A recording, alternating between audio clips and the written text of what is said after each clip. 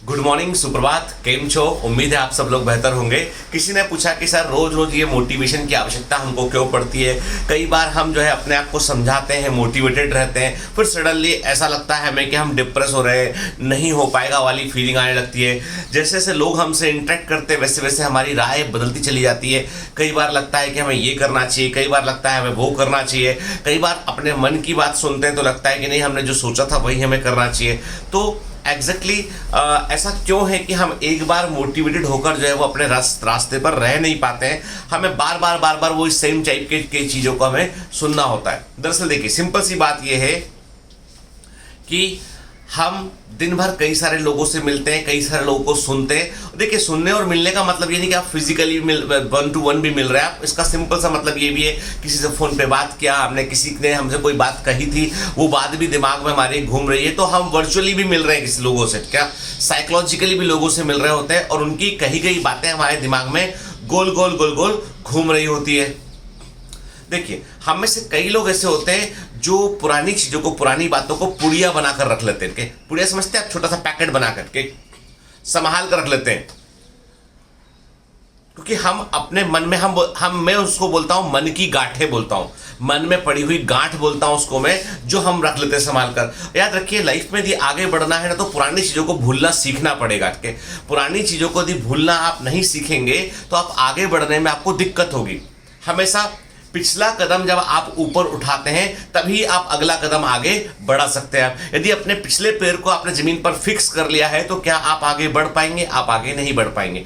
आगे बढ़ने के लिए पिछली बातों को भूलना होगा, चाहे वो पिछली बातें कितनी भी बेकार रही हो, आपको जो है वो झकझोर देने वाली रही हो, दिल तोड़ देने वाली रही हो, कोई भी बातें पिछली जो रही हो उनको भूलकर हमें आगे बढ़ना होगा। मैं देखता हूँ बड़ी कॉमन प्रॉब्लम जो है वो यंगस्टर्स की है कि ब्रेकअप हो गया है, हमारे साथ में ऐसा हो गया है, मेरी फैमिली में ये प्रॉब्लम थी, मेरे जो है वो फैमिली में कोई नियर एंड डियर वन की जो है वो डेथ हो गई, वो भी बड़ा पेनफुल इवेंट होता है। लेकिन बात वही है ना, हम यदि अपने जीवन की सुई को वहीं अटका देंगे तो फिर हम आगे भला कैसे बढ़ पाएंगे? नहीं बढ़ पाएंगे ना। अटके आगे बढ़ने के लिए हमको जो है वो अपने आप को जो है अपने पास्ट से, मैं हमेशा कहता हूं, अपने पास्ट से सबक लीजिए।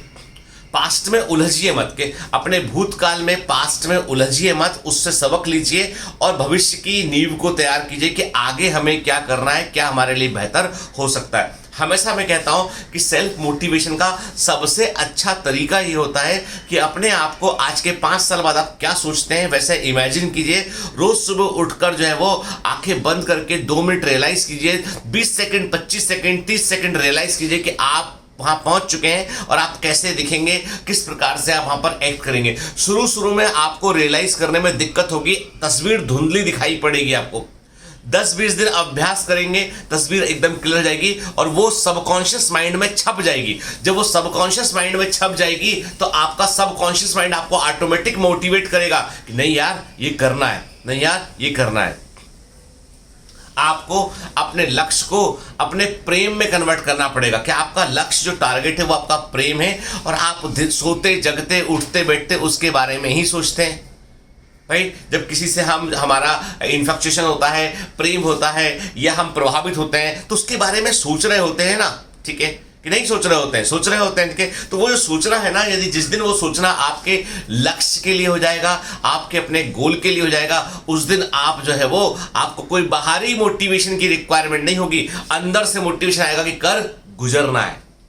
दूसरी बात ये कि एक और बड़ी चीज मैंने देखी है, कई लोग दूसरे की हेल्प करने का झूठा नाटक करते हैं। वो ठीक है, वे चाहते ये हैं कि आप अपने सपनों में उलझ जाए और आप उन सपनों को पा ना सकें आप, जिससे कि आप उनसे आगे ना निकल जाए। तो इसलिए जितने भी रिलेटिव हैं, रिश्तेदार हैं और जितने भी ऐसे लोग हैं जो आपको डिस्करेज करते हैं, आपको बोलते हैं अच्छा मेडिकल अच्छा नहीं है, तुम एक काम करो, तुम ऐसा कर लो, ये अच्छा नहीं है, तुम इस फील्ड में चले जाओ, तुम आईएएस के बारे में मत सोचो क्योंकि बहुत कम परसेंटेज निकलने वालों को, तुम एक काम करो, तुम मेरी दुकान पे काम करने जाओ, तुम एक काम करो, तुम मेरी दुकान का एक फ्रेंचाइजी लो, तुम ये वाला काम कर लो। कई बार लोग है ना हेल्प करने का नाटक करते हैं, लेकिन केवल इसलिए कि वो चाहते ये हैं कि आप कहीं अपने सपनों को ना पालें। यदि आपने अपने सपनों को पा लिया तो उनके अंदर की एक नेचुरल जेलेसी इसको बोलते हैं, प्राकृतिक जलन जिसको बोलते हैं, वो मतलब वो तो बढ़ जाएगी। तो वो चाहते ही हैं कि हमारे आसपास जो यथास्थिति बनी हुई है ना वो वैसी बनी रहे। एक बहुत पुरानी किस्सा है, किसी ने बताया था मुझे कि एक बार क्या होता है, एक सेठ जी होते हैं कि सेठ जी के घर में जो है वो काम चल रहा होता, बड़े अमीर आदमी होते हैं वहाँ के, उनके घर में जो है वो इंटीरियर का कुछ घर में अंदर लकड़ी का काम करा रहे होते हैं। तो एक व्यक्ति होता है जो हम बोलते हैं कि जो अपना अच्छे लकड़ी का काम करते हैं ना, ठीक है, जो बड़े ही होता है, जो अपना मिस्त्री जो होता है, जो बड़े ही बोलते हैं इसको के, जो बढ़िया काम कर रहा होता है, तो वो व्यक्ति जो है वो उस गांव में बड़ा अच्छा काम करता, तो वो सेठ जी बोलते हैं इसको बुला के लेके आओ, भाई हमारे घर में काम करेगा, वो बहुत बढ़िया काम करता है। जो भी उनका रिपेयरिंग का वर्क था, छोटा मोटा काम था, बढ़िया काम करता वो। और उससे बात होती है इनकी कि भाई 200 रुपये तुमको देंगे पर डे के, है ना, 200 रुपये देते तुमको, तो एक दिन का काम होता है, हार्डली एक दिन का काम होता है, कुछ पैच वर्क होगा जो भी होगा, तो वो उनको 200 रुपये देना होता है उस मिस्त्री को, 200-300 रुपये। शाम को जब काम खत्म करके मिस्त्री सेठ जी के घर पहुंचता है, तो वो जो व्यक्ति है काम करने वाला घर पहुंचता है वो, तो बोलता है कि सेठ जी वो आज के पैसे, तो सेठ जी बोलते हैं कि अच्छा क्या करोगे तुम पैसे का? बोलता है मैं अभी घर जाते समय मैं कुछ खाने पीने का सामान लूंगा और कुछ बच्चे को कुछ किताबें विताबें, कुछ उसने कॉपी वॉपी चीज़ें, पेन मैन वो भी लेके जाना है मुझे, और जो है कुछ थोड़ा सेविंग करूंगा इसमें से। सेठ जी कहते हैं अच्छा बताओ, एक बात बताओ, तुम 200 रुपये के लिए मैं तुम इतना करने का सोच रहे हो, मैं तुमको 1000 रुपये की शराब की बढ़िया वाली बोतल देता हूं जो मैं पीता हूं। अच्छा, बहुत बढ़िया वाली तुमको शराब की बोतल दूंगा, 1000 रुपये कीमत की बोतल है, मजा जाएगा तुमको, स्वर्ग का मजा जाएगा, ऐसी बोतल तुमको देता हूं।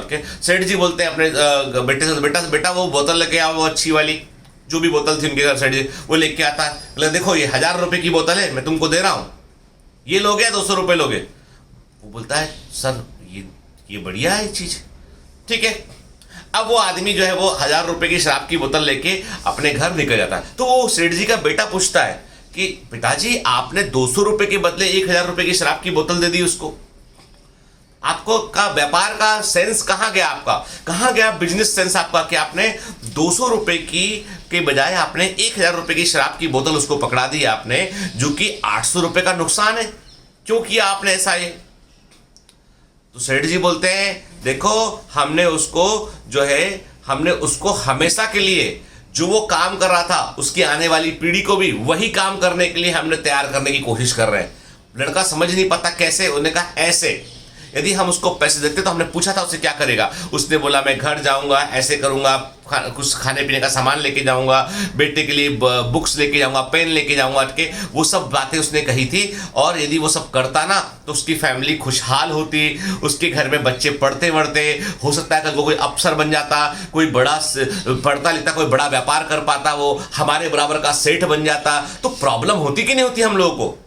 हाँ पिताजी, पर इसका बोतल से क्या संबंध है? अरे भाई 1000 रुपए की बोतल देकर हमने अगली पीढ़ी तक खरीद ली है, वो अभी जाएगा रास्ते से बोतल खोलेगा, पीना शुरू करेगा, नशे की हालत में घर पहुंचेगा, खाने पीने का सामान लेकर नहीं जाएगा, वाइफ बोलेगी झगड़ा होगा घर के अंदर, बेटे के पास पढ़ने को किताबें नहीं होंगी, पेन नहीं होगा, तो अगली पीढ़ी भी तेरे लिए तैयार कर रहा हूं मैं।